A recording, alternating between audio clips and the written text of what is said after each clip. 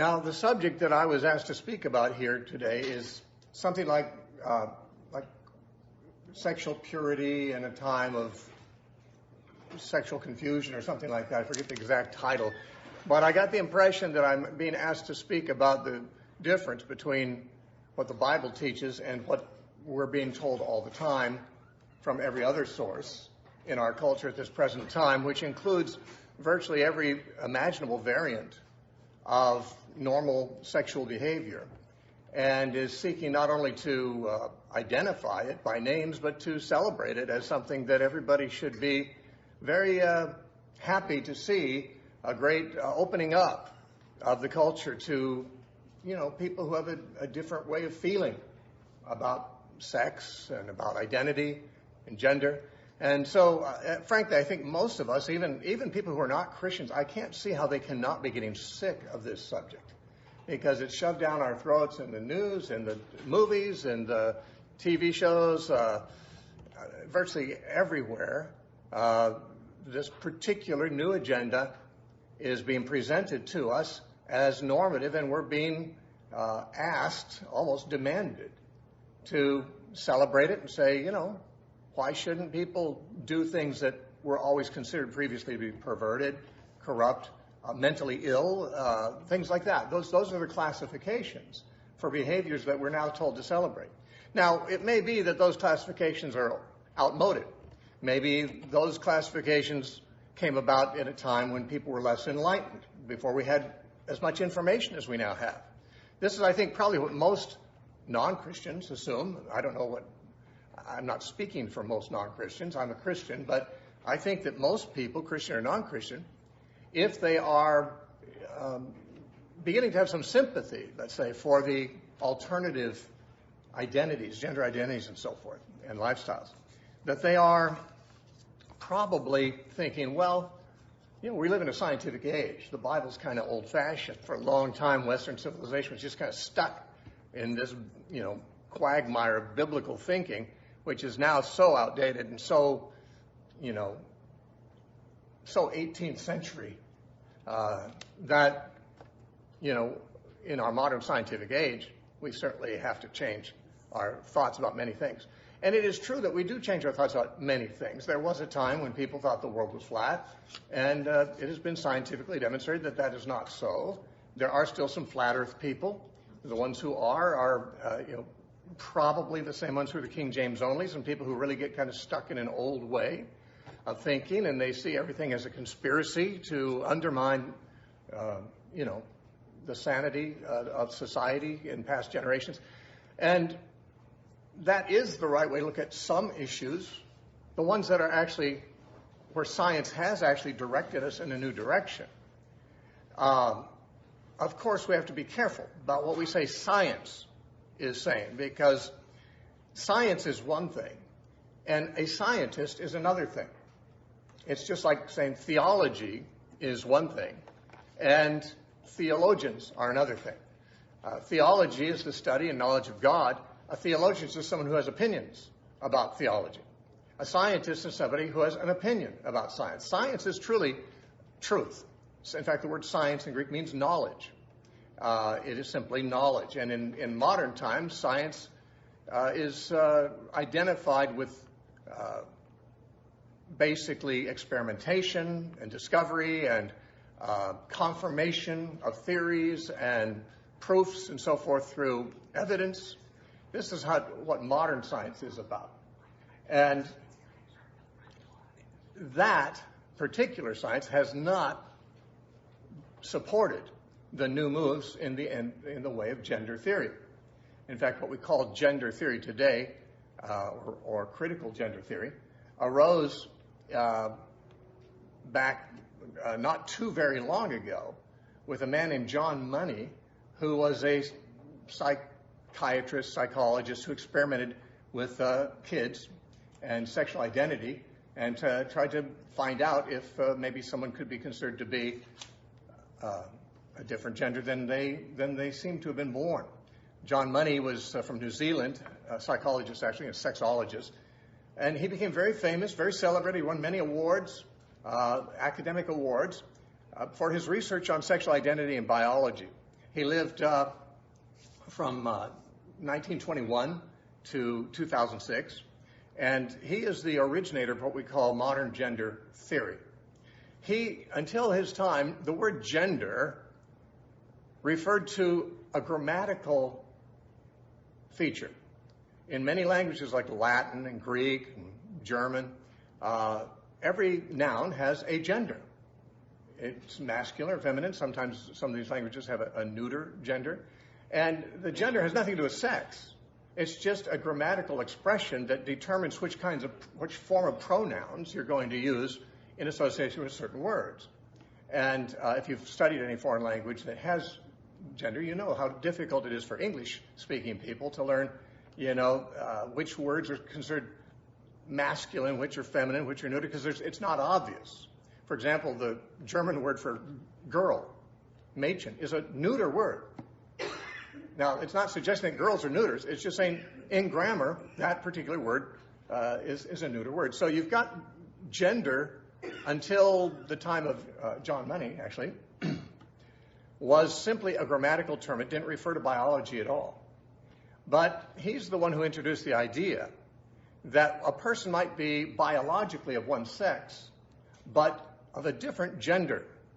His ideas, of course, didn't have any science behind them. How could you prove such a thing? Because gender, as it's being defined by John Money and ever since then by those who are involved in the radical critical gender theory, gender is simply a subjective thing.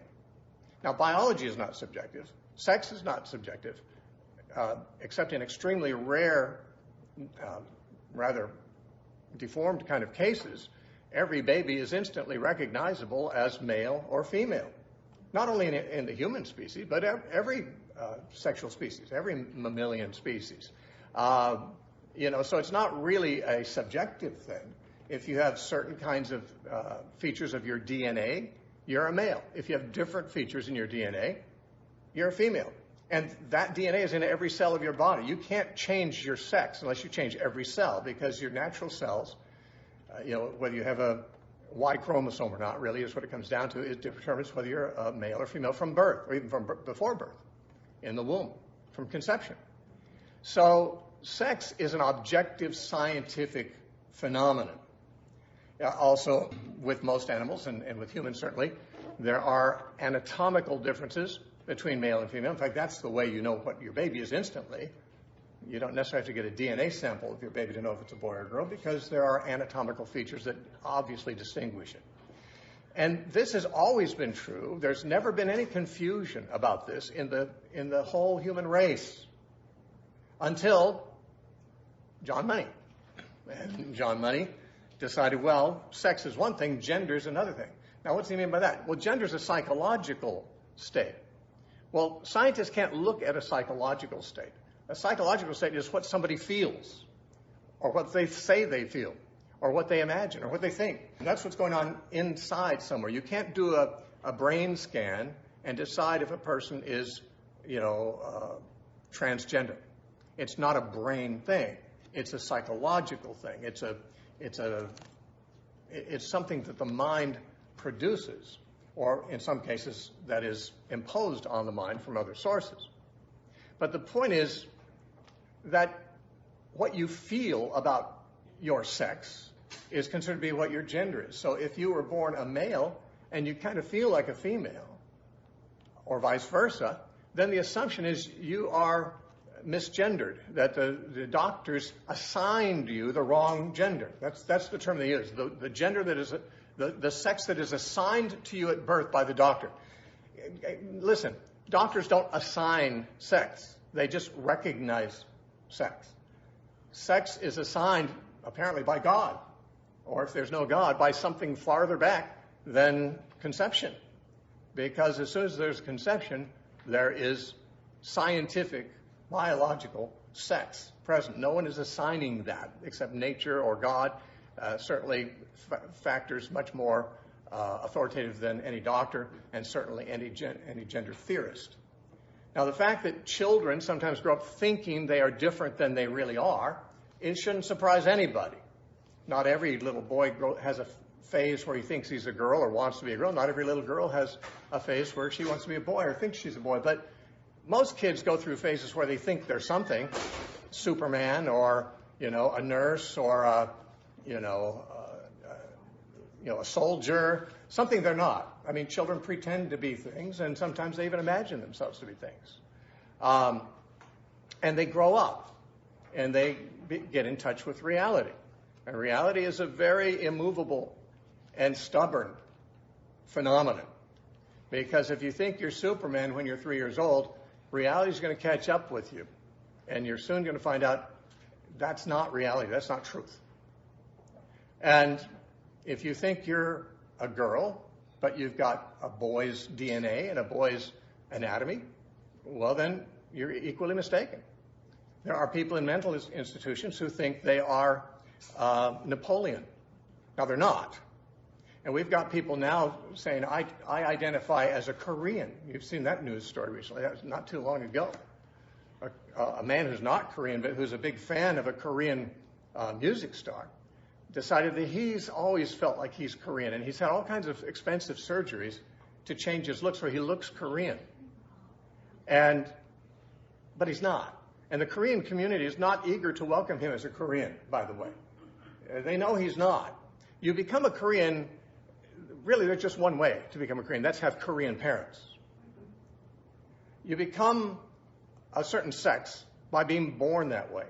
There are people who either seriously or jokingly have said, there was a man in his 70s who he identifies himself as a 49-year-old, and he wanted that changed on his birth certificate. I don't think they did it. I think this was in England, as I recall. But frankly, if he said, if he didn't say, I identify as a younger man, but I identify as a woman, they probably would have accommodated him. Because it hasn't gone as far in that direction yet as it is going.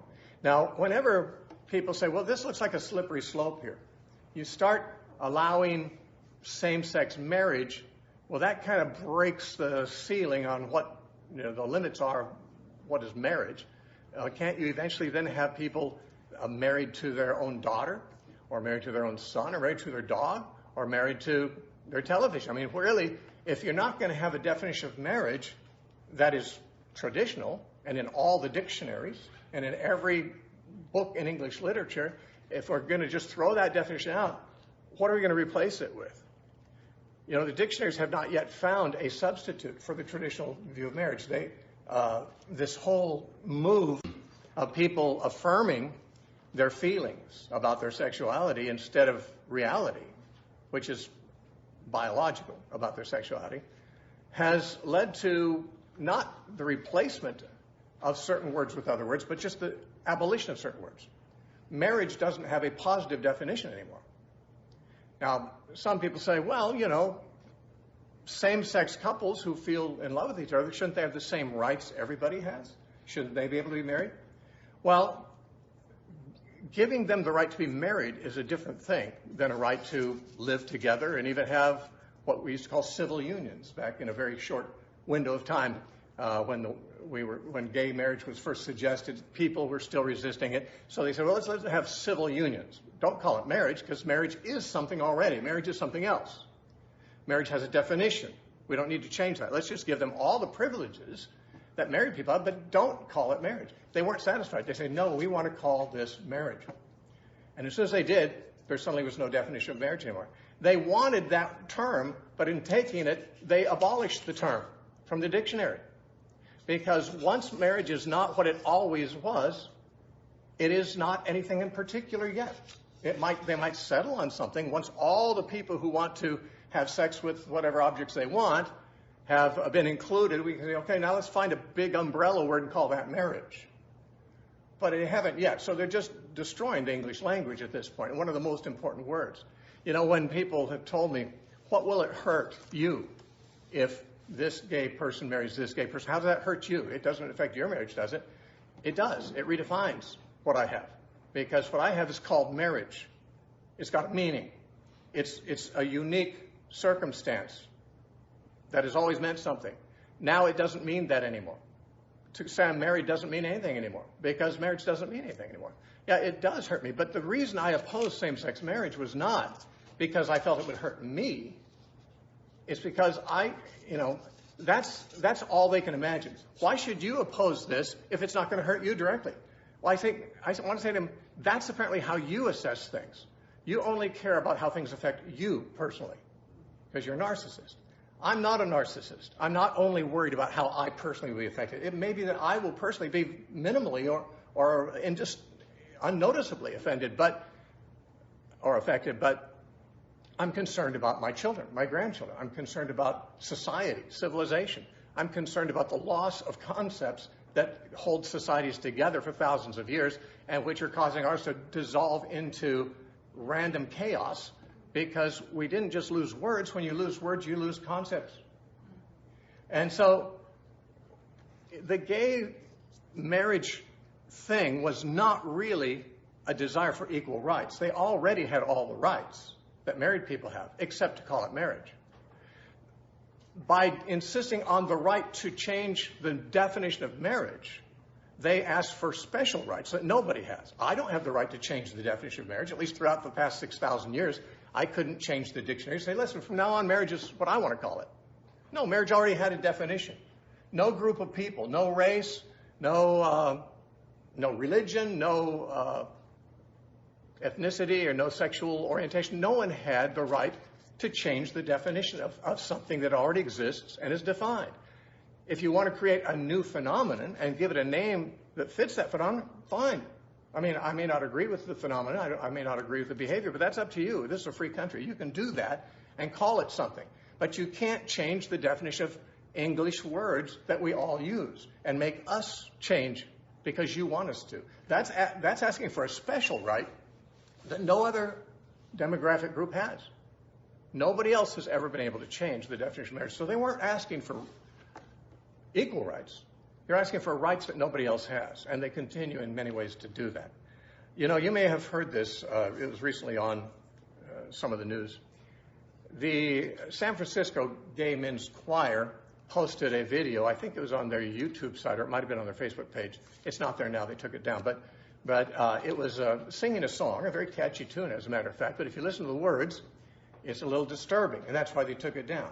And I'm suspicious that they took it down because it was disturbing, because gay agenda people, the people who organize gay rights parades, don't usually withdraw from their behavior because it offends someone.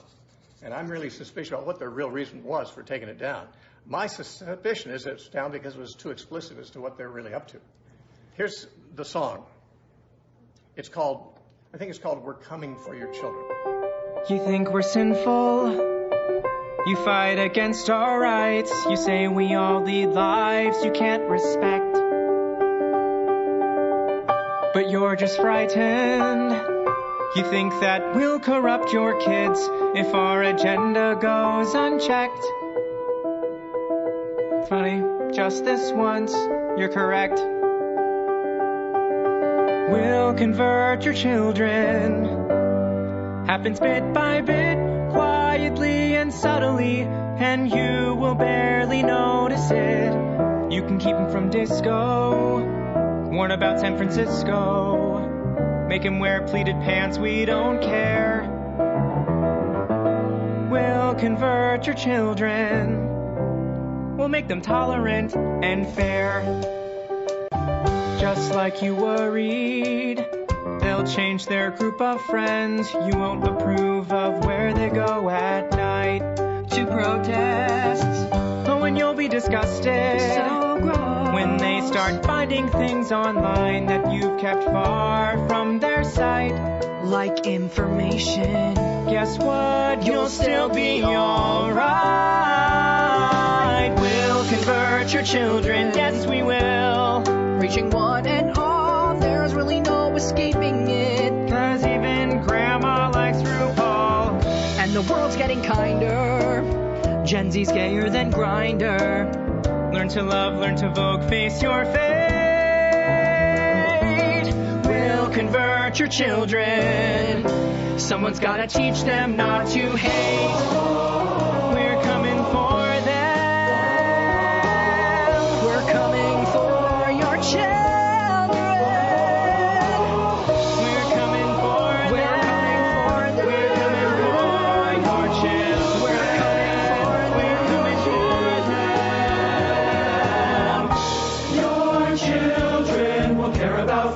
and justice for others.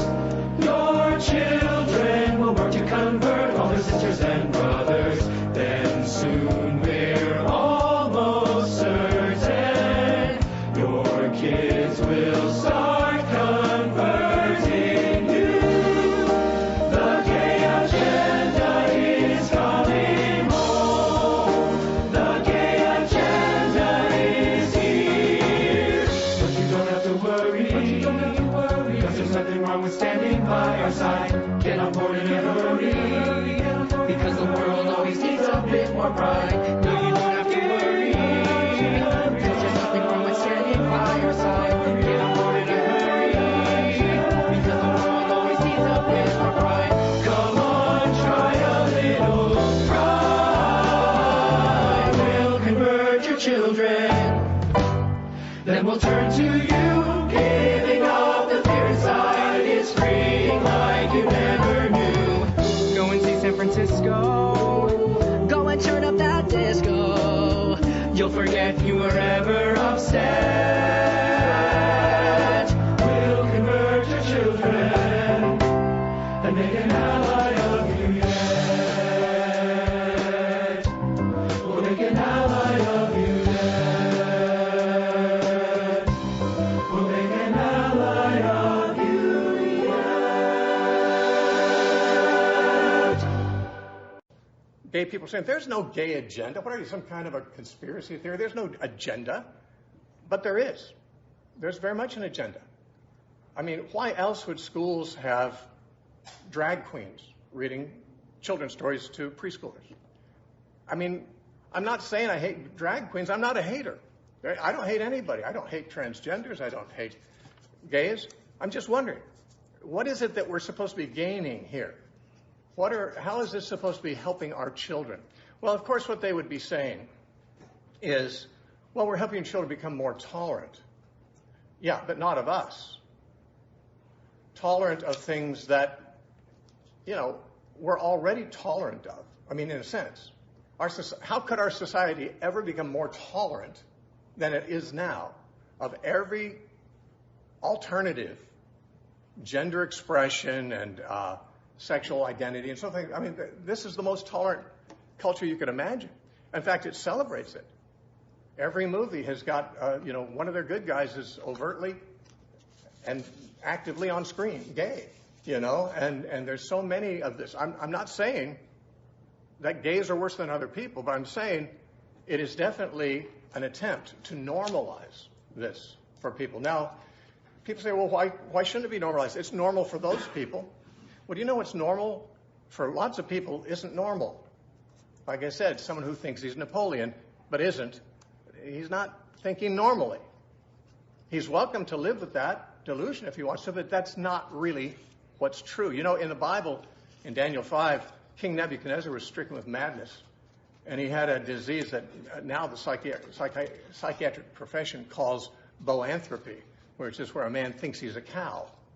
Yeah, there actually is a known malady. A man thinks he's a cow, and Nebuchadnezzar had that for 7 years. He ate grass like a cow. He was out under the dew at night, but guess what? He acted like a cow, but he wasn't a cow. He was insane. If you are not what you think you are, and you really think you are what you're not, that is arguably a form of what many people call mental illness. Now, I don't prefer the term mental illness. I think there's other categories the Bible would give to this stuff.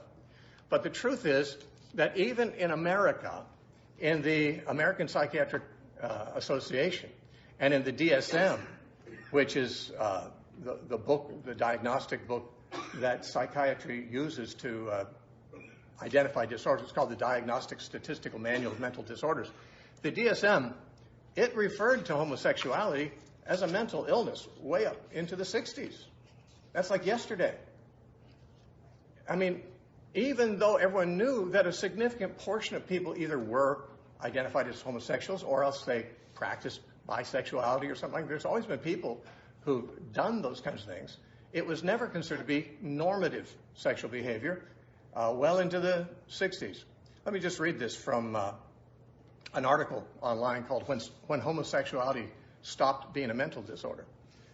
The author says, first published in 1968, the DSM-2, the second edition of the American Classification of Mental Disorders, they listed homosexuality as a mental disorder.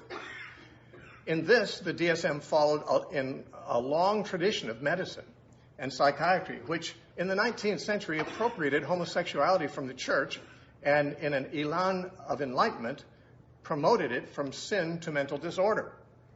In 1973, the American Psychiatric Association asked all members attending its convention to vote on whether they believed homosexuality was a mental disorder.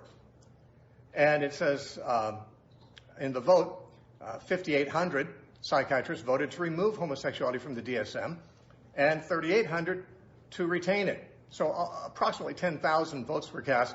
It was about 60-40 in favor of removing homosexuality from the list of mental disorders. So there were still 40% of psychiatrists, and these were not Christians. These were, as much scientific as the other guys, but there's no scientific evidence for saying that something is a disorder or not, unless it's, making you malfunction. If a person is not functioning well, then they call that a disorder. But if someone can function well, and certainly most homosexuals function just as well as heterosexuals do, they think, well, maybe we shouldn't call it a disorder anymore, which is not surprising.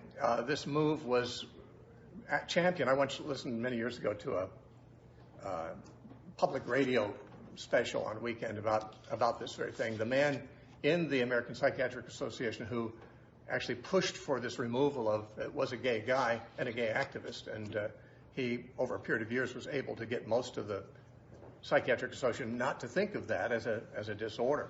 He says, this article says, the American Psychiatric Association then compromised, removing homosexuality from the DSM, but replacing it, in effect, with sexual orientation disturbance for people, quote, in conflict with their sexual orientation.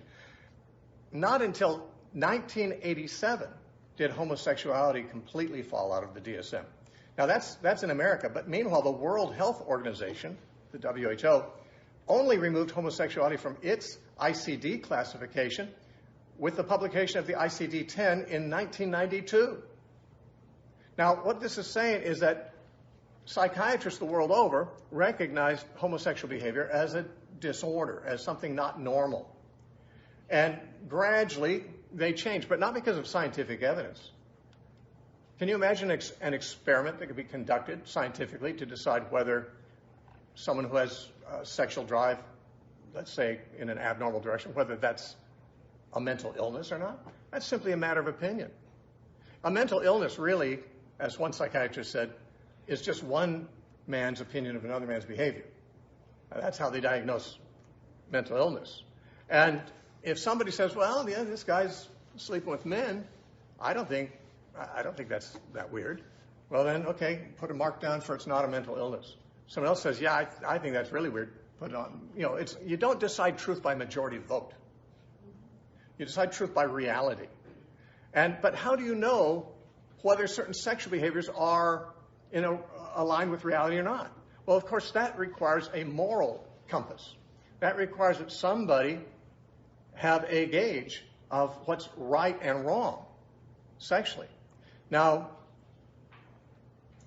what I'm sharing here is for Christians, because I'm assuming the Bible is true, and that's what Christians assume. Non-Christians do not. So non-Christians don't have to go with me on this. I'm concerned about teaching disciples of Jesus how to think like Jesus taught. I want to read something Jesus said, and you'll wonder maybe initially how it relates to our topic, but it relates definitely and directly to our topic. In Matthew chapter 7, verse 24, these are the closing paragraphs of the Sermon on the Mount.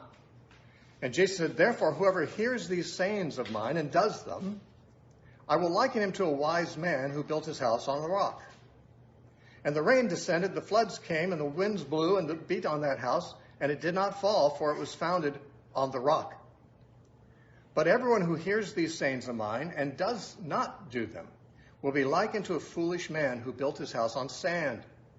And the rain descended, and the floods came, and the winds blew and beat on that house. And it fell, and great was its fall. Now, everybody's life is like a house under construction. Every choice you make, every habit you form, every opinion you adopt is building your character one way or another. And you're building either on rock or on sand. Now, Jesus said, the ones who are building on rock, those ones who hear these sayings of mine, that is Jesus' sayings, and do them, that man is building his house on the rock. The man who hears these sayings of mine and does not do them is building his house on sand, and the end is disaster. And our society, if we could maybe generalize it nationally, is a society that once did more or less seek to build its house on the rock. The Bible and its teaching were pretty much accepted as normative by the majority of decent Americans and our founders. So the building was built initially, intended to be built on the rock. Now, it never was perfectly built there. But now the Bible has been rejected by the society. And this is not a new thing. There have been societies rejecting the Bible for centuries. It's just a new thing for our society to join the ranks of those who do. And now you're not following what Jesus said, and you're still building. You're building a society, but it's on sand. And when the storms come, it collapses. Now, this is something Christians must affirm because, frankly, Jesus said it, and Christians are those who follow Jesus. And he said, if you hear these sayings of mine and don't do them, you're a fool. If you hear these sayings of mine and do them, well, you're wise. Following what Jesus said, following what the Word of God in general says, is where wisdom lies.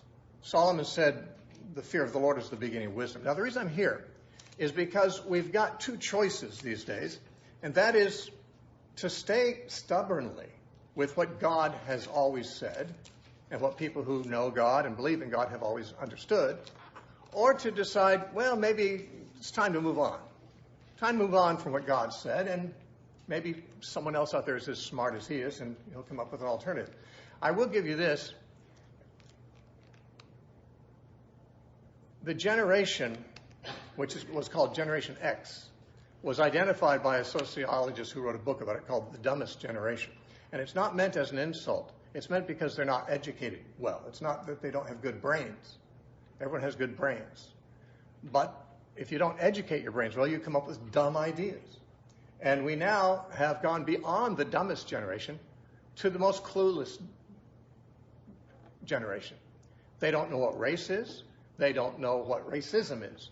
Everyone knew that until, like yesterday. They don't know what gender they are in many cases. Or if they do know which one they are, they don't know what anyone else's are. They're not sure what the pronouns are until they're told that apply. They don't know right from wrong. They don't. It's the clueless generation. And nothing is left in that degeneration of society from clueless to, I guess, totalitarian takeover, because when people don't think or don't know what reality is, somebody who knows what they're doing says, I'll come in and I'll take care of this because you guys are a mess. You're in total disarray. Now, Jesus said, if you don't follow his words, you're building on sand. And that's because, as it says in Isaiah chapter 40 and verse 8, it says, the grass withers, the flower fades, but the word of our God stands forever. And this is not just Old Testament. Peter quotes this very verse in 1 Peter 1, 24 and 25. He quotes it. The flower fades, the grass withers, but the word of God stands forever, never goes away. Jesus himself said this in Mark 13:31. He said, heaven and earth will pass away, but my words will never pass away. Now, if you want to gamble on him being wrong about that, you're gambling against, frankly, evidence. There have been so many attempts by the world and enemies of Christianity to overthrow Christianity, overthrow Christ, overthrow his words, overthrow the Bible. And they've failed every time. Sure, they make a few converts to atheism or whatever, but basically the Bible comes out, the evidence comes out and proves out God's word still stands.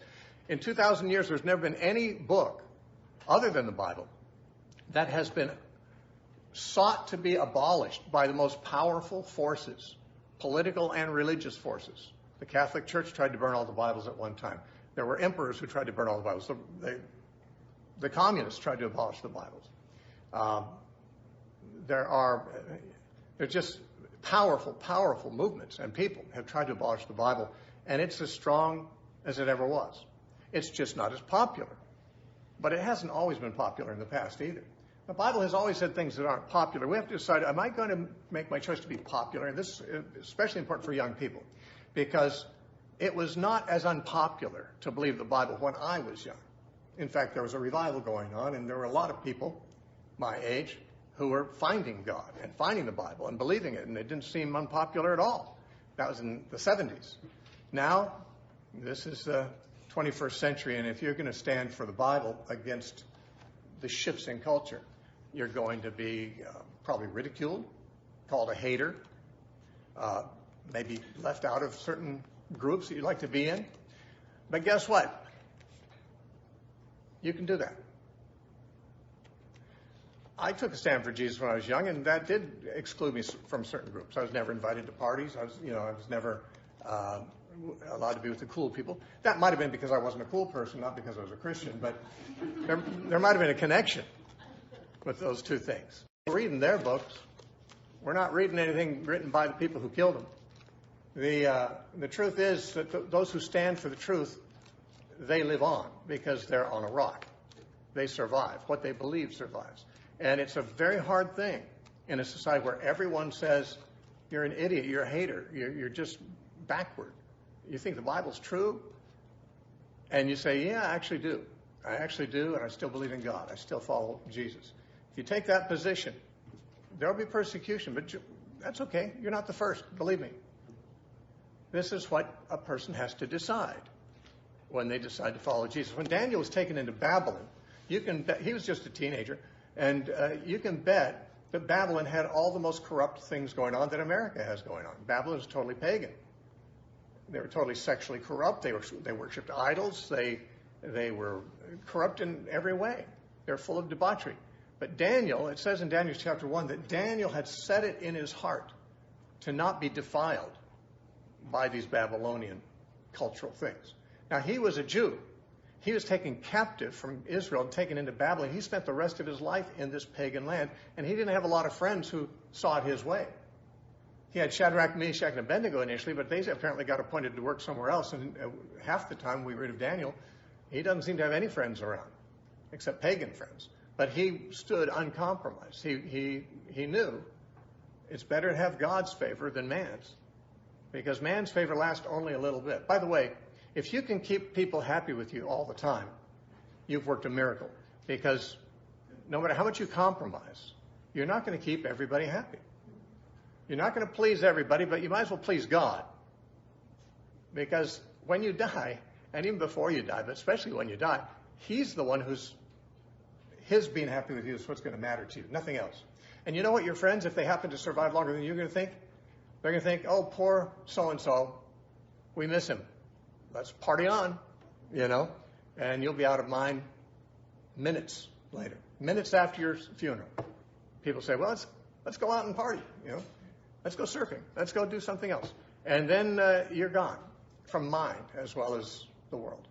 I mean, seeking the approval of those people isn't worth anything, because once you have it, you don't have anything that's of value. What's their approval mean? This is how we have to understand it. We don't have to go along. We need to stand on the rock. We need to say, what did God say? What did Jesus say? God's word stands forever. The opinions of my friends, they change. They'll change with whatever the culture says. But the fact that the culture changes so much, and some of you are too young to even realize how much it changes. I mean, I'm an old guy, but I'm still living in one person's lifetime, my own. And the whole world is turned upside down in a great number of significant ways. Not in my 68 years of life, but in the last 30 years. And, the change is happening so rapidly. We need to say, well, we're like caught up in a rushing river, and we're looking for something to grab onto, or else we just say, let's go with it. Now, those who say, let's just go with it, that river of culture is going to take you down over the waterfall eventually. No one's going to survive that. You're not getting out of this world alive. But if you're caught up in a rushing river and you can grab a branch or a rock and say, this isn't moving, I'm going to stay here while everyone else goes over the falls, well, then you're a lucky person. You're fortunate to find something that doesn't move. Most people don't have something like that. The rock doesn't move. God's word doesn't move. It'll stand forever. And that's what we need to know as we begin to ask, what does the word of God say about human sexuality? Well, I might as well go to Jesus first. You can go to earlier parts in the Bible to find some of the answers, but Jesus even quotes some of those earlier parts. But Jesus is the most important person. His opinion really matters more than any other person who's ever written or spoken. And Jesus was asked once about divorce. Now, that's not what we're talking about here, but divorce obviously is related, at least the ethics and morality of divorce is related to the meaning of marriage.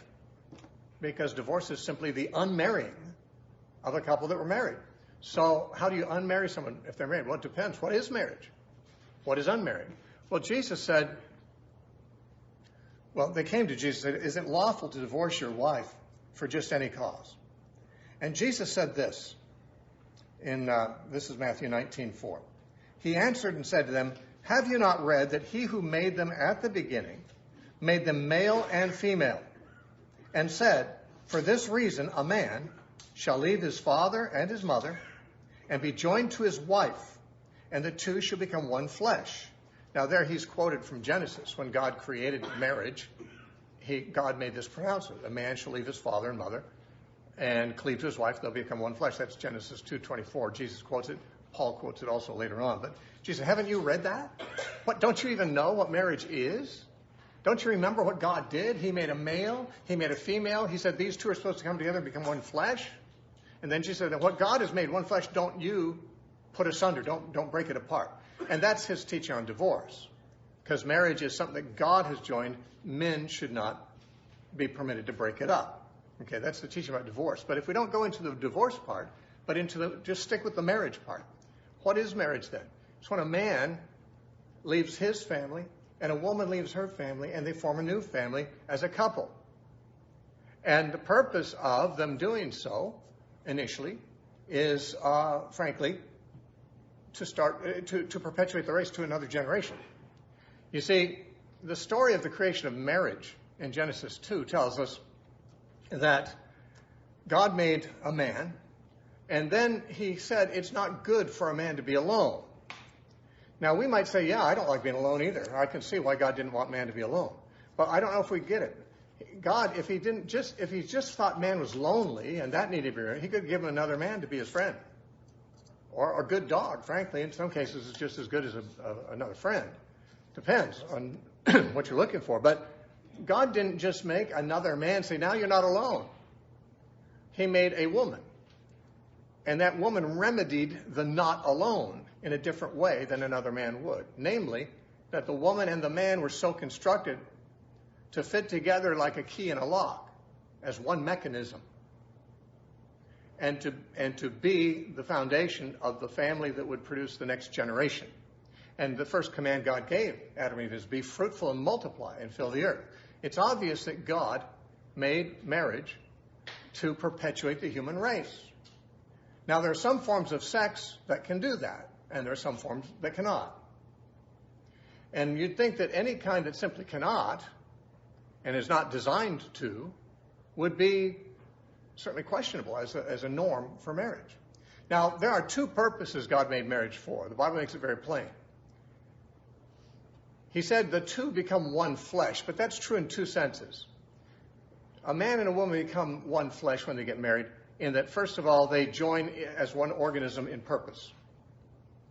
They don't share, they're not two people going different ways with different agendas. They become one organism with one agenda. Their family is a unit, and they're like one person from now on. And Paul likens it to a head and a body. When he says that we are the body of Christ, and Christ is our head, he says he's like the husband and the body's like the wife. It's all one organism, one flesh. Now, the other part of being one flesh is sexual union. Now, sexual union, in many cases, normally, ideally, produces a baby or two, eventually, maybe many. And a baby is one new flesh. Comes from the two, one new flesh, one new person. But even if there's no babies that come, there's still a union into one flesh that is sexual, that Paul acknowledges in 1 Corinthians 6 when he's telling the Corinthians to avoid prostitution. Because he says, because a man who sleeps with a prostitute, he becomes one flesh with her. So now, obviously, he's not saying that person actually marries her, because very few men do marry prostitutes. But he's saying just the sexual act is a joining of it. The reason that sex outside of marriage is wrong is because it's a joining together. It's a life-joining activity that, for the couple, is not intended to be life-joining. You see, the marriage vow is the stated intention. I want to join my life. I want our lives to be inseparably joined. And in that union, it's safe for us to give ourselves to each other intimately in every way. Because once they have the sexual relationship, that's a joining act. But the couple who's not married, they don't have a joining intention. So it's being taken out of its place. And I just want to make this very clear because especially young people often don't understand this. Certainly the world doesn't understand this. Christianity does not see sex as a dirty thing. If Christians seem to criticize a lot of different sexual activities, it's not because we think sex is a dirty thing. It's the opposite. The Bible teaches that sex is a very sacred thing to be preserved for a very sacred circumstance. You don't take out your fine china and feed the dog with it because it's reserved for special occasions. It's a special thing. It's specially valuable. God made sex as a specially valuable way to be a picture of union, not just between a man and a woman, but between Christ and the church, Paul said. When Paul quotes Genesis 2:24, for this cause a man shall leave his father and mother and cleave to his wife, and the two shall become one flesh, Paul says this is a great mystery, but it speaks of Christ and the church, he says in Ephesians 5. So God made marriage not just for procreation, but also to reflect Christ and the church. Now, there's other psychological benefits of marriage, of course. It's, loneliness is nice to be, it's nice not to be lonely, nice to have a partner. Although, frankly, marriage doesn't always resolve that. Sometimes certain kinds of marriages are more lonely than singleness. Many married people are more lonely than they were when they were single. So, if we say God made marriage to resolve loneliness, well, that wasn't a very good plan. If he made it partly to populate the race, well, that worked well. In fact, it's awfully hard for a couple to avoid populating the next generation. They have to try very, very hard with many high-tech, modern interventions to prevent the natural thing from happening. Because sex naturally is designed, and very powerfully to, create babies. It doesn't mean there's no use for sex when babies are not being created. But it certainly is hard to divorce the idea of sex from the idea of creating a new generation of children. It's hard to make it not happen. You have to do surgical things or chemical things or, mechanical things that are just, to my mind, ruins the whole deal. It certainly misses the point. The idea is that God, of course, he wants couples to enjoy themselves. God made certain parts of the sexual apparatus in male and female strictly for pleasure. There are certain glands and certain, nerves and so forth that God put in to make sure that sex is pleasant. But he also made it, and I think more importantly, because far more important than my particular pleasure is whether the human race goes on, the main purpose is to make sure that the human race goes on. But there are certain forms of sexual activity that in no way are consonant with the idea of making another generation. And that would be when, say, people have sex with someone of the same sex or with some other, I don't even want to suggest it. There are other things that people have sex with that certainly have no possibility of creating babies. It might have the possibility of, simulating the sexual pleasure that ordinary sex would. But see, that's the problem. When a society has given up on God's plan, and God has made something that's partly for pleasure and partly for production, it's partly for pleasure and partly for practical value, they want to divorce the practical because, frankly, children are inconvenient. Some of you know this. Your life is much less convenient once you have children to take care of. Trust me, it's worth it. but it's inconvenient. A lot of people don't want the inconvenience, but they want the pleasure. So they try to, sex to them is only about pleasure. And therefore they say, well, why shouldn't anybody, if a person would have more pleasure, with another person of the same sex, who can fault them? Well, if it's all about pleasure, no one, I suppose, could fault them, unless God forbade that pleasure. But God doesn't forbid pleasure. God created pleasure. God is the one who invented the idea of pleasure. The devil didn't invent pleasure. He uses pleasure as bait to draw people into sinful behavior. He can't create in pleasure. God created that. Pleasure is God's idea. Sex is God's idea. When God said, I'm going to make man a partner, he made a sex partner. And he could have made sex unpleasant or not, or neutral, so there was no pleasure in it. But God's nice. He wants people to do certain things for good reasons, like populating the race, and he made it something they would enjoy doing. It's sort of like eating. Eating serves a purpose too. It's also pleasurable, thankfully. I mean, we would have to eat to survive, whether we liked it or not, whether it was pleasurable or not. God's very kind. He made eating pleasurable. Unfortunately, though, as with other things, it's our tendency to take the pleasure of eating and divorce it from the nutritional benefits of eating. That's why we eat so much junk food. We don't imagine for a moment that we're going to gain anything nutritionally from it. We just like the pleasure. And I'm not saying it's a sin to eat something that isn't nutritious. But if you have suddenly divorced in your mind the idea of eating from nutrition, and it's only about pleasure, then you've crossed a strange line into something that's not going to be very healthy, and it's perverted, frankly. You see some of these people on TV, they're 600-pound life or something like that, and they can't even get out of bed. They can't even get through the door of their room anymore. Someone has to bring them food, and they're still eating all this non-nutritious food because I guess they still find pleasure in it. But it's destroying them. They're dying, and they're repulsive. That's not what God made people for. He made people to eat and enjoy their food, but he made the food to nourish and to try to enjoy without nourishment and never seek nourishment would be very dangerous. Same thing with sex. These are biological processes that God said, these are necessary things, and I'm going to make them pleasurable just to make sure people don't neglect them. And he didn't have to do that, but he did. So God created the pleasures of sex and the ability to have pleasure in sex, but he didn't intend for it to be divorced from its main purpose. And what was the main purpose? The main purpose is marriage. In the Bible, there's a word fornication. That's the English translation. In Greek, it's the word porneia. Porneia means fornication. Now, some of you people might say, if I asked you, what does fornication mean? You might say it means sex before marriage, premarital sex. And you'd be partly right, because premarital sex is porneia, but it's not all there is to porneia. The word porneia is used in the Bible for every kind of sexual activity that is not within biblical marriage.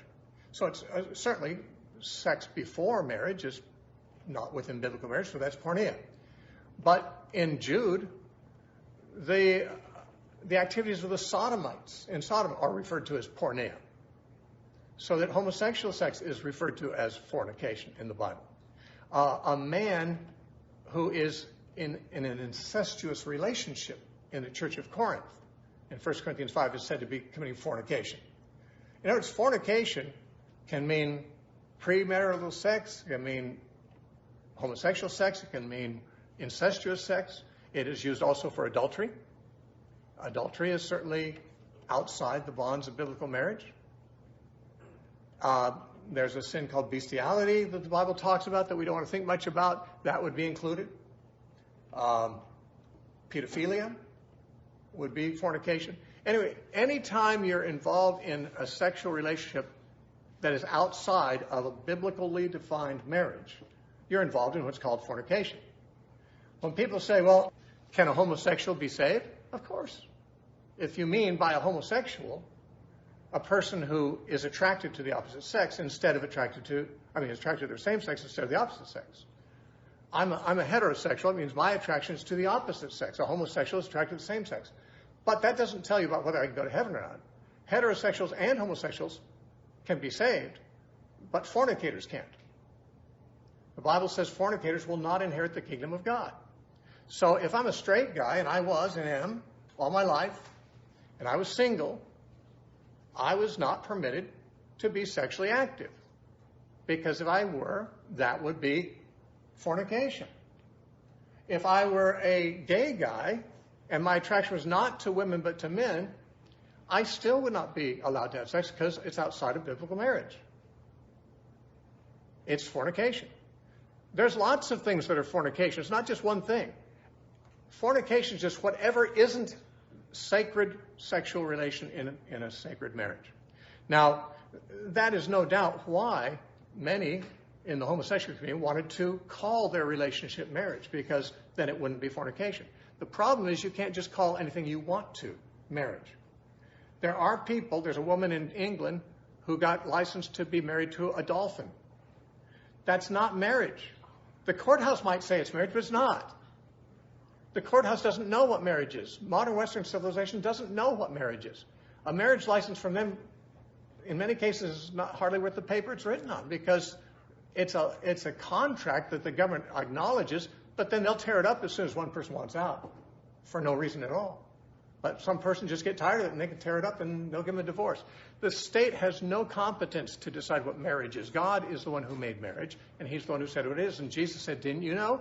When he made male and female. So that kind of limits things. And he means male and female humans, not mixed species. And he said, and he wants a man to take a wife and to become one flesh, which includes, of course, the potential of having a family, starting a family and having children. That's what sex was designed for, and that's what marriage was designed for. Now you might say, well, what if I'm in a marriage and we don't have any kids? Or what if we're too old to have kids? My wife and I are too old to have kids. We got married after we're both too old to have kids. Well, I'm not. But women get there earlier than men do. The point is, we got married even though we knew that we wouldn't have kids. We already had 7, but from other places. But the truth is, marriage doesn't have to produce children.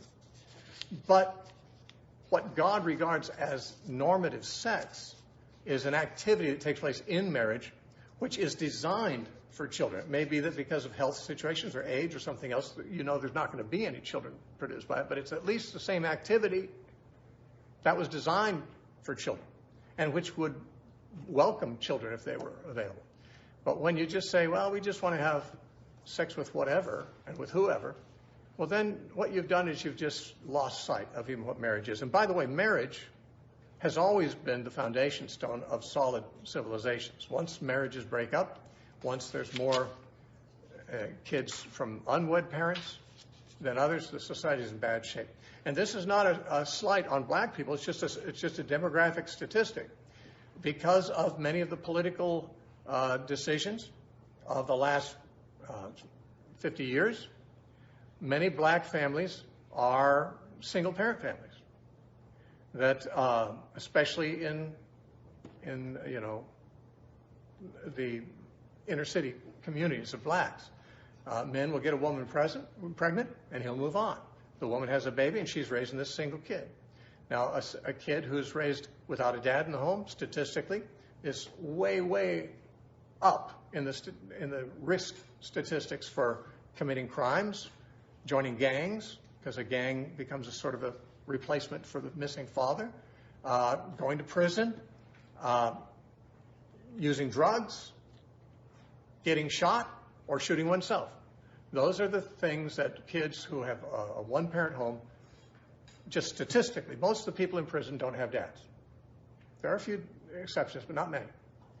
And this has been a terrible attack on the black community, these political policies, because they discourage marriage. They basically say, it's okay, don't marry the woman you get pregnant. The government will just pay for everything for her, and you can go off and make some more women pregnant. That's basically the policies of our government right now, and that has destroyed the black families. And anyone who has compassion on black children or on black people in general should realize the great danger to black people is not the police. The great danger to black people is fatherlessness, is the breakdown of marriage and the breakdown of the family. When a society loses marriage, it loses stability. God knew what he was doing. If we think we're smarter than God, and I think most people think they are, then we're the stupid ones, and we will find out to our hurt. But we don't have to.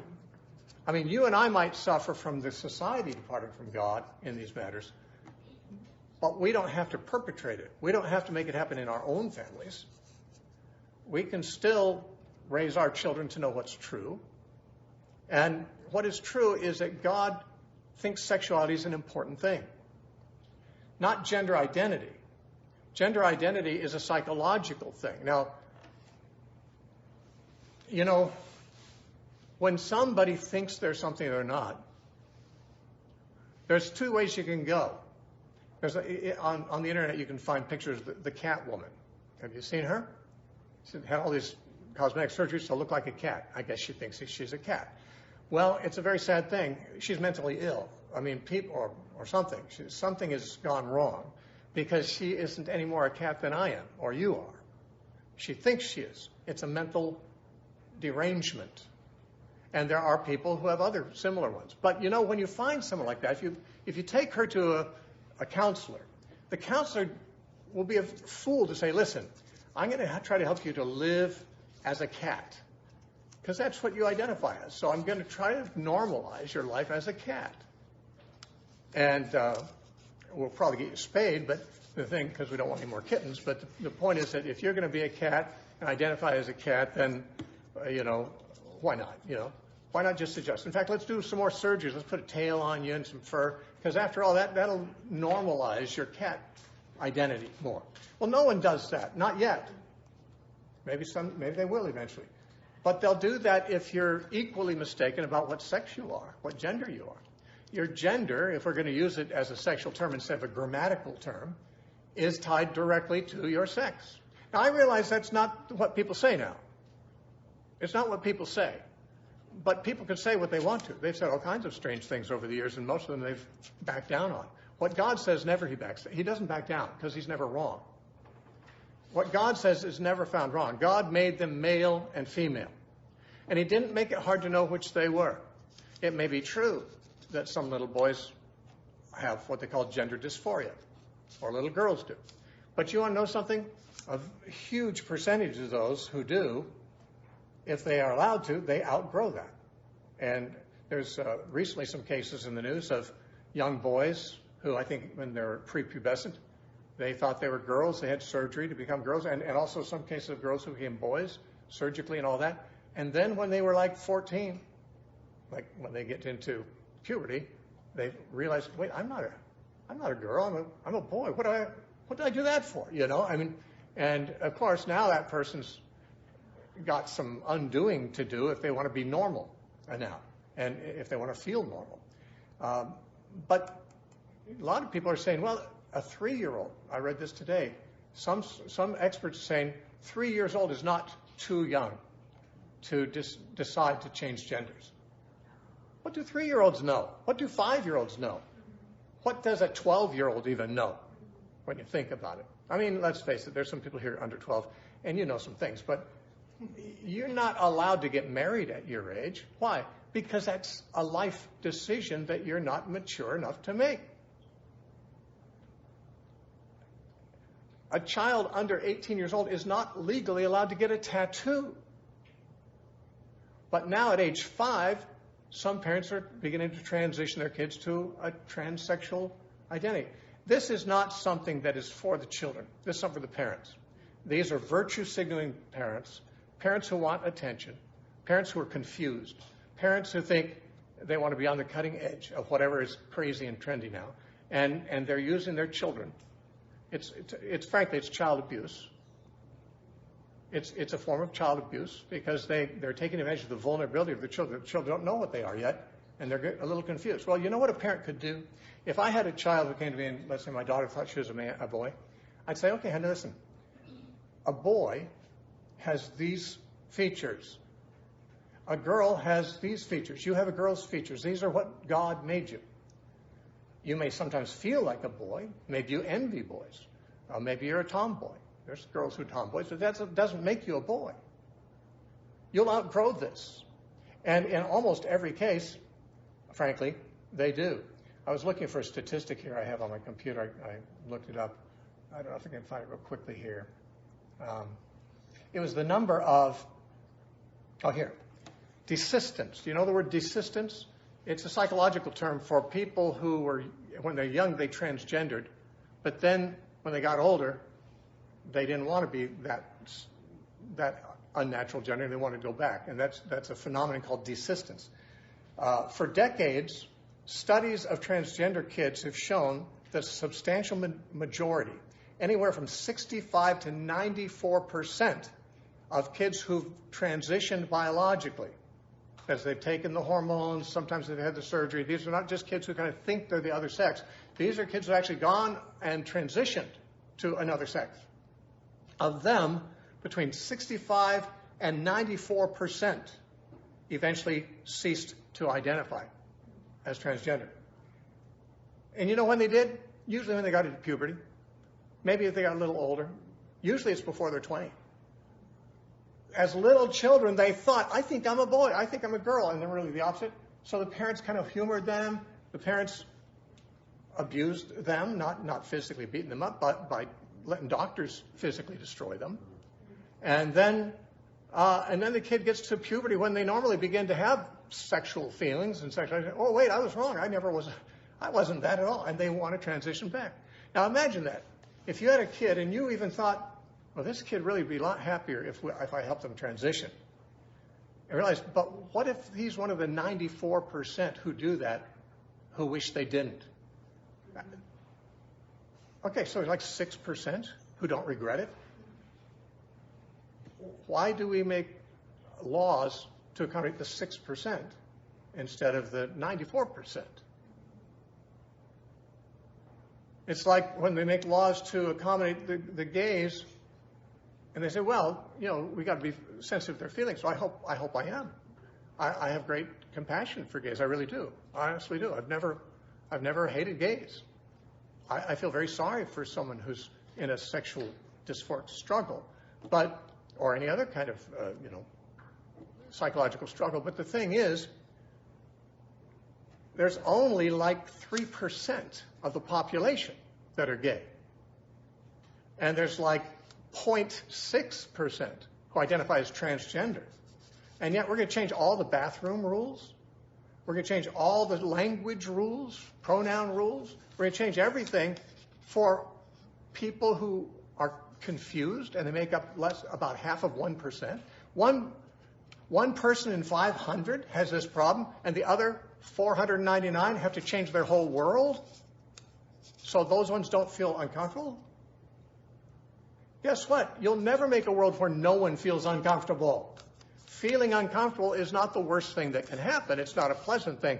But if we're going to try to change everybody's life for the small minority of people who feel uncomfortable in certain situations, why couldn't somebody maybe work on helping them to adjust to the world they live in, instead of making 499 people adjust to the confused world that the one lives in?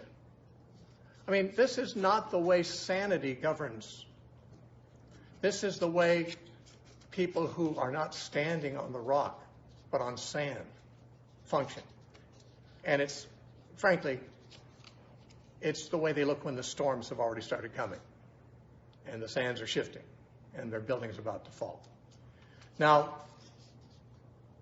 I don't want to go on and on. There's so many, a preacher can preach about this kind of stuff endlessly, because there's so many stories in the news and all that stuff. But I just want to say that,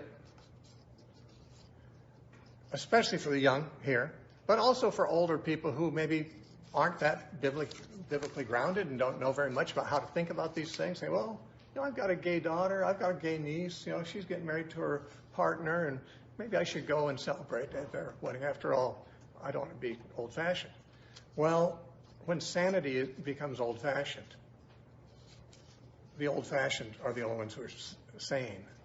And the truth is, we're all under pressure to not only accept.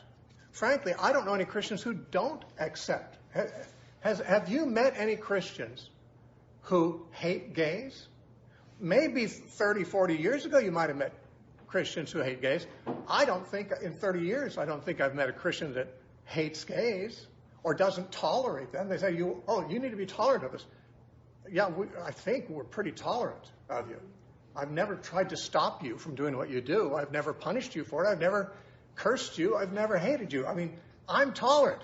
Can you be tolerant of my Christian beliefs? Let's see if tolerance can go two ways here. If everyone would tolerate each other, that's fine. Because as Christians, we cannot be intolerant of non-Christians going wrong. We have to evangelize them. Paul said, who am I to judge those who are outside the church? God judges them. But we have to judge those who are inside the church. If we have people who are Christians, calling themselves Christian, and they're living in an immoral lifestyle, then that has to be addressed. We can't give up the Christian faith just because we tolerate people who are outside the faith living like what they are, heathens. But they need to tolerate us too. And it's, they won't. They won't. I mean, Christianity, we can say, hey, you should tolerate us, but we're spitting into the wind because the world has never been tolerant of Christ or of Christianity. Paul said, all who would live godly in Christ Jesus will suffer persecution. And if you didn't sign up for that, then you didn't sign up for Christianity yet. You might have thought, I'm a Christian now because I want to go to heaven. That's not the same thing as signing up to be a follower of Jesus. Wanting to go to heaven, who doesn't? Who doesn't want to go to heaven? Everyone in the world wants to go to heaven. The question is, are you a Christian? Or what is a Christian? It's someone who says, Jesus is the King. Jesus is the Lord.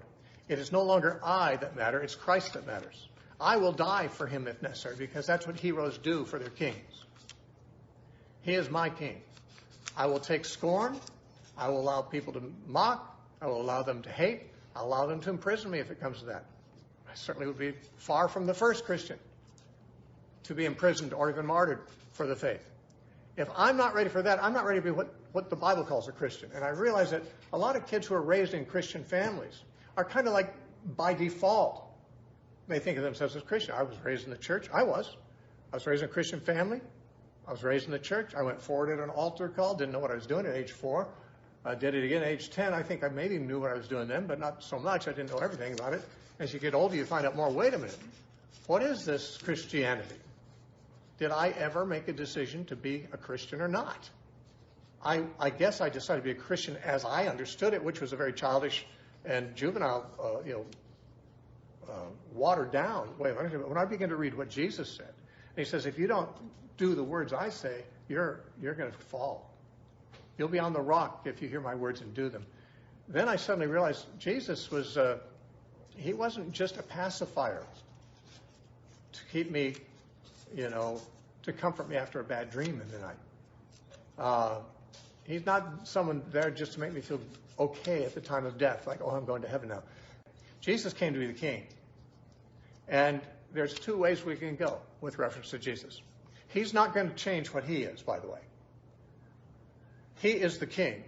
And with reference to a king, there's two ways you can be. You can be submitted to the king, or you can be in rebellion against the king. There's no other ways. We're the ones who have to change, not him. He doesn't have to accommodate us. He doesn't have to accommodate society. He doesn't even have to apologize for being different because he was here first. He created it. He's not changing his views. The question is, will we? Will we let the world change our views? Will we let ourselves become numb and fall into slumber? Because, hey, I know it used to seem kind of shocking to think of, now, no one of these young people ever lived at this time, but like 20 years ago, the idea of two people who are of the same sex getting married was shocking to everybody. At least if you go back 30 years, probably 20. Essentially, everybody would be shocked at the idea. Now what? Of course. I expect to see in a movie a gay couple who are married. I expect to hear, I was at a funeral yesterday. It appears to me that there might have been a gay couple that had a part in the funeral. They weren't announced as such. A couple of guys holding hands and stuff, and had the same last name. So I assume maybe they're a married gay couple. We're not out there trying to, attack gay people, but God and his ways are under attack. And we're not even trying to be ruthless in our defense. We're just trying to say, listen, we're going to follow Jesus. I don't care how unpopular is to you. I don't care if none go with me, still I'll follow. Because there's no turning back for me. Being a Christian means I'm going to let Jesus decide. Now, I didn't spend very much time today arguing, what the Bible actually says about sexuality, but I did mention it. I don't need to go into all the verses against homosexuality or against bestiality or against, prostitution, things. There's lots of verses against those things. We know they're there. Everybody who's been even on the fringes of the Christian community or church, they know that the Bible says things about sexuality that go against what the norms are of our present culture. What we need to know more is that what the present culture thinks shouldn't have the slightest impact on what we think. They're the ones working in the dark. The Bible says, God, your word is a lamp to my feet and a light to my path. I'm not in the dark. I understand what's going on. I can see where they're going. I can understand and analyze what they're doing. They can't do that to me because they don't know me. They're in the dark. It's like a sane man can analyze a crazy man, but a crazy man can't analyze a sane man. C.S. Lewis gave that illustration in one of his books, God in the Dark. But that's how it is. When you're in the light, you've got the Word of God, you know the truth, you stand with the truth, and you'll never be sorry that you did. Will you suffer for it? Probably. Will you die for it? Maybe. And you would not be the first. You wouldn't even be in the first 10,000 or 100,000. I don't think you'd even be in the first million of people to die for Jesus. There's already been probably that many who've died martyrs. And so the question is, are you going to be among them?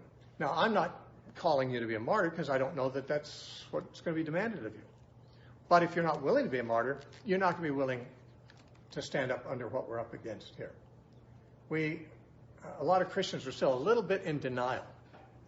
They think, well, this is still America, good old America, the best place in the world to be born and raised. Freedom, religious freedom, freedom of speech. Yeah, people are getting a little weird out there in the fringes, but we still have our freedom. Yeah, maybe you're not paying attention. We don't. We are not America anymore. We still have that name, but we're not a society based on constitutional rights anymore, the Bill of Rights and so forth. They're hanging in there a little, and there's a good number of people trying to still defend those. But the culture is like a tidal wave coming against that fortress. And, the Bill of Rights, it's not the Bible. It's not guaranteed to stand no matter what. It's true and it's good, but since it's not the Bible, it's a wall that can be washed away. And there's many societies that have never had the rights we've enjoyed. We have to realize this is an ideological, but more importantly, a spiritual war between the forces of Satan, who's the master of lies, and God. And, if you say, well, what am I supposed to say to my friends who are, kind of all in to this new gender theory stuff? Well, the first thing I want to know, are you interested in following Christ? If you're interested in following Christ, I have a lot I can say to you. If you're not interested in following Christ, there's probably not very much I can say because we're not standing on the same foundation. If you're not on the rock, if you are on the rock, I can tell you what Jesus said. If you're not interested in that rock, I'm wasting my breath. Because even if I could convince you of a saner gender theory than what you're holding, you got other problems. Your whole life is a problem. If you're in rebellion against God, this is just one symptom. You're going to have problems with every other area of truth. Because truth is unpopular. Like Dennis Prager likes to say, truth is not a left-wing value. The current political climate doesn't care what the truth is. And you can tell. Because whenever you debate, let's say, critical race theory or critical gender theory or any of these new ideas, the people who are on the side of sanity have all the facts, all the statistics. Everything supports sanity. The other side doesn't even try to bring facts. I don't think I've ever talked to somebody on the left who's supporting one of these new agendas who has any facts. They appeal to emotion. Think of those poor people who've been oppressed for so long, and we really need to almost make reparations to them by letting them run the country. Well, I don't know that I don't think there's any evidence in favor of that being a good idea. It doesn't matter. They don't care about evidence. They know how they feel, and that's how they're going. A society that goes by its feelings doesn't have a rock to stand on, because feelings don't stay the same. They move. Rocks don't move. Truth doesn't move. You have to make a decision. I'm going to stand with truth or not. If not, there's no predicting where my thoughts or opinions will be 5 years from now. Because if I'm moving with the culture, it's moving fast in the direction of insanity, and I guess I can go with them. If I don't want to, I can stand on what God said, because God's not going to change his mind, because it's true. Truth doesn't change. And by the way, a friend of mine likes to say, when he's talking to people about gender and stuff, he says, friends don't lie to their friends. If my friend is a guy and he thinks he's a girl, I'm not going to lie to him. I'm not going to tell him he's a girl, because he's not. Now, I might keep my mouth shut in certain situations when I think it doesn't make much sense to say anything, but I'm not going to affirm what they affirm if it's not true. You don't lie to your friends. If you love people, you don't lie to them. They might want to be lied to. They might want you to affirm their lies. You would be much more popular if you lied to them. But you don't love them if you lie to them. If you let them live in a delusion and you affirm that delusion, you're not their friend. You don't love them. You love yourself. You're protecting yourself. And so these are some of the thoughts I had about how a Christian can retain a pure biblical sexuality in the face of a society that's gone every which way in the wrong way that way.